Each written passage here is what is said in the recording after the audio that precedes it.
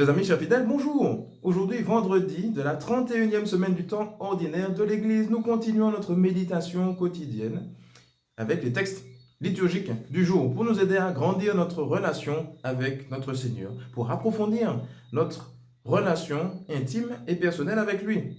Que demande le peuple?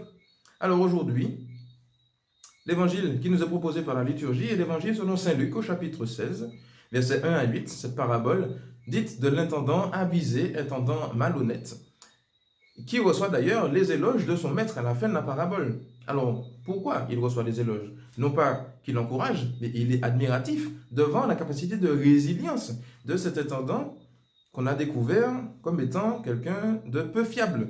Mais oui, le maître a découvert le chat qui était dans le sac. Que voulez-vous? Eh bien, il va le mettre dehors. Mais l'intendant, voyant, comprenant qu'il va être mis dehors, il réfléchit, le gars. Il se dit, mais je ne peux pas. Il faut que je réfléchisse à un stratagème, à un subterfuge pour ne pas rester sur le chaos. Ce n'est pas possible. Alors, qu'est-ce que je fais?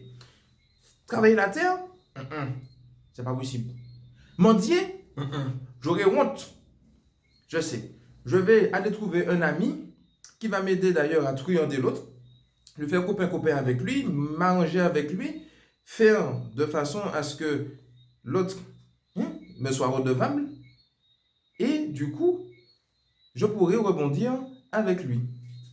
Et il y en a là-dedans, dans cet intendant. Et d'ailleurs, Jésus, de conclure pour l'évangile d'aujourd'hui, en effet, les fils de ce monde sont plus habiles entre eux que les fils de la lumière. Et malheureusement, on fait le constat que c'est tellement vrai, mais dans différents exemples de la vie quotidienne. Par exemple, les réseaux sociaux. À la base, c'est quelque chose de positif, qui nous met en relation les uns avec les autres. Sauf que on a perverti la chose de l'intérieur pour nous rendre addicts à ces plateformes. Le phénomène de faire monter les différents posts, différentes images, vidéos, etc., qui étaient postées et qui nous gardent parfois des minutes et des minutes, des heures parfois, alors qu'on était censé aller dormir, ou qu'on était censé aller travailler, ou faire autre chose. Bref, ça nous tient prisonniers. Donc, il y a de l'habileté là-dedans, dans les fils de ce monde parfois. Et puis, du coup, voilà, une habileté aussi pour nous de savoir utiliser ces réseaux. Parce que quand je les utilise mal, ça fait du mal. Quand je règle mes comptes, je fais des cancans sur les réseaux, ça fait du mal. Quand je lâche des notes vocales cinglantes, ça fait du mal. Quand j'envoie des images, des vidéos sales, ça me fait du mal, ça fait du mal à celui qui reçoit aussi. Vous voyez? Un autre exemple, les chants cantiques, enfin, dits cantiques de Noël, les nouveaux cantiques, qui ne sont plus vraiment des cantiques de Noël, qui sont plutôt des cantiques de carnaval qu'on chante à Noël, tellement le truc est devenu sale. Les chants du carnaval qu'on entend dans les vidéos, là aussi, genre, quand on entend la chanson, on dit « Ouais, Seigneur, prends pitié, je fais des croix sur mes oreilles pour des seigneurs, garde mes oreilles chastes parce que ce que j'entends, aïe, ouais, maman, Seigneur, prends pitié de moi. » Ou encore, plus grave dans notre monde, voilà, la laïcité, par exemple.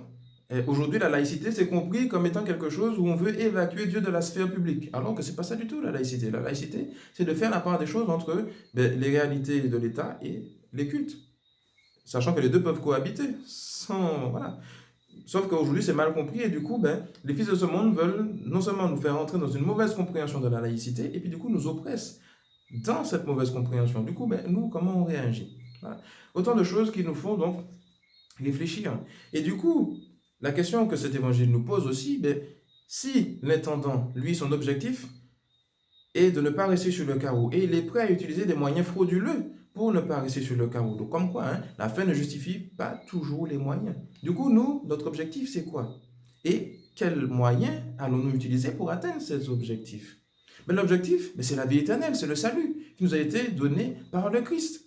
Et les moyens, c'est le double commandement de l'amour, aimer Dieu, aimer son prochain, et du coup, aider Jésus à faire connaître ce salut pour les autres, pour qu'eux aussi puissent utiliser les mêmes moyens d'aimer Dieu et le prochain pour parvenir au même objectif. Et du coup, Dieu veut utiliser nos talents. Beaucoup de talents se gaspillent dans notre Église. Des talents de musique, d'organisation, de communication, de gestion des finances, ou je ne sais quoi encore comme d'autres talents qui sont là en sommeil qu'on n'utilise pas.